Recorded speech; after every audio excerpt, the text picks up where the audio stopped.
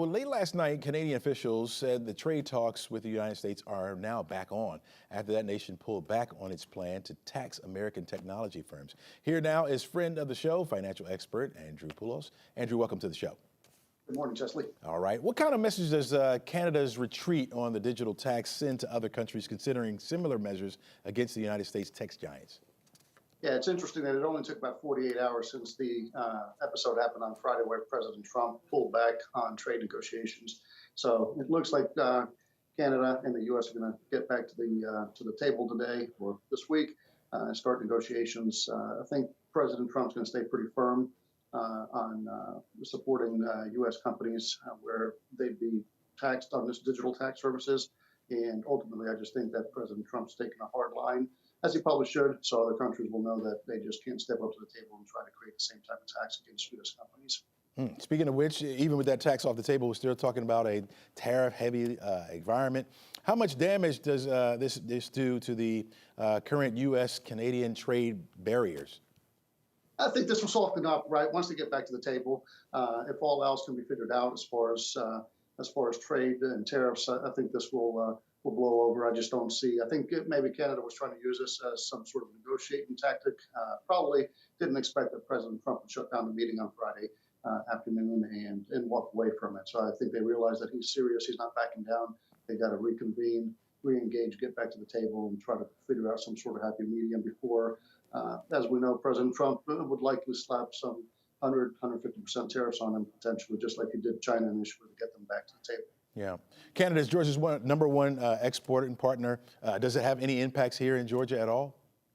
I don't think the digital services tax is really going to come to fruition at the end of the day. I think President Trump is just going to stay firm to protect companies. I mean, we're talking about companies like Amazon, Meta, Uber, Apple, right? We're big multinational companies that don't have a presence there. So I just think that, unless there's no other option, I just don't see that coming to fruition for Canada, which so everyone here in Georgia and just across the country, pretty much, I don't think we'll see any sort of impact on this digital services tax at the moment. Yeah, we hear the president pushing his wins. Are there any other countries that's pushing the same thing, pushing wins in this battle? Yeah, I mean, look, there's other countries that have digital services tax. The UK, Italy, France, for example, Spain, I believe, has one.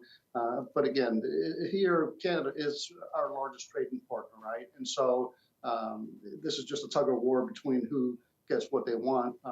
This digital services tax is not something that the Canadian government just pulled on us the other day.